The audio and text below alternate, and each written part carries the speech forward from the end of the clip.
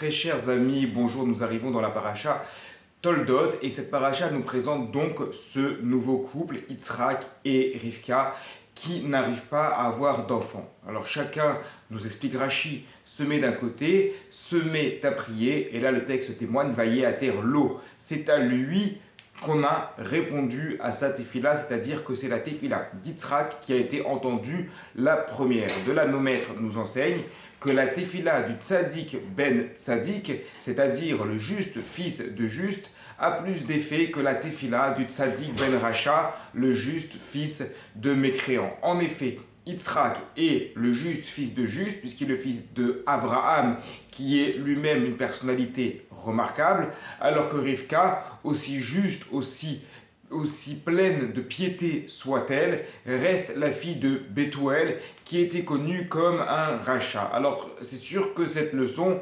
telle qu'elle, ça ne nous donne pas beaucoup d'espoir lorsqu'on vient soi-même d'une famille qui n'est pas spécialement pratiquante. On se dit, en entendant ça, finalement, ça décourage un peu parce qu'on va faire le maximum d'efforts possibles pour se rapprocher d'Akadosh Baruch Hu. Et puis on nous dit, finalement, tu sais, malgré tous les efforts que tu fais, tu ne ressembleras jamais au tzaddik ben tzaddik. Alors finalement, à quoi ça sert ?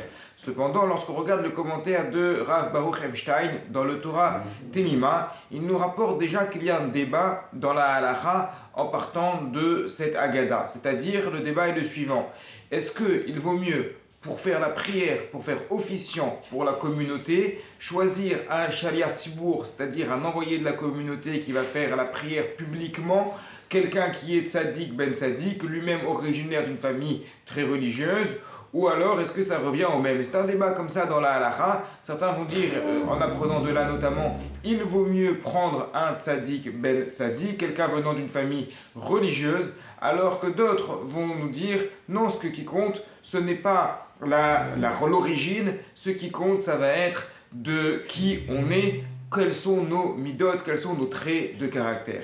Et le Rav Baruch Epstein amène une idée talmudique pour conforter cette dernière idée. On apprend que Rabbi Eliezer et Rabbi Akiva ont tous les deux fait une prière pour que tombe la pluie parce que les Bnei Israël étaient à l'époque dans une période de sécheresse.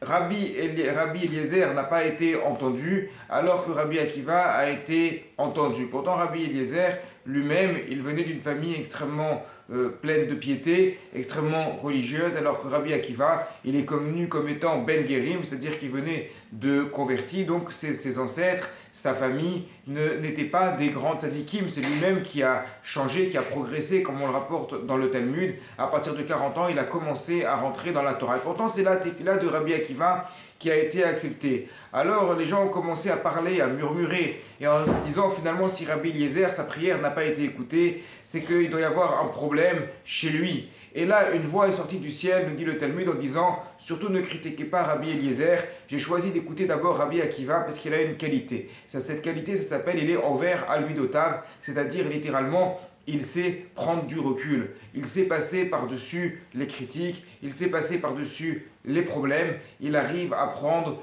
des reculs, il arrive à ne pas s'énerver lorsqu'il est touché personnellement, il arrive à ne pas rechercher absolument la confrontation, il sait se mettre en retrait. Voilà donc, nous dit le Rav Baruch Epstein, un argument nous montrons que cette règle selon laquelle la tefila du tzaddik ben tzaddik est écoutée prioritairement, ce n'est pas une règle absolue, mais lorsque on est quelqu'un qui sait aller au-delà de ses midot, au-delà de ses traits de caractère, qui sait se forcer à être bien, à être gentil avec les autres, mais également à savoir que finalement toutes les disputes de ce monde, à quoi servent-elles? L'important c'est de servir à Kadosh Baruch Hu. Ce trait de caractère, c'est ce qui va permettre, même lorsqu'on est issu soi-même d'une famille qui n'est pas une famille religieuse, de pouvoir atteindre les plus hauts sommets dans la Avodat Hashem. Shabbat Shalom à toutes et à tous.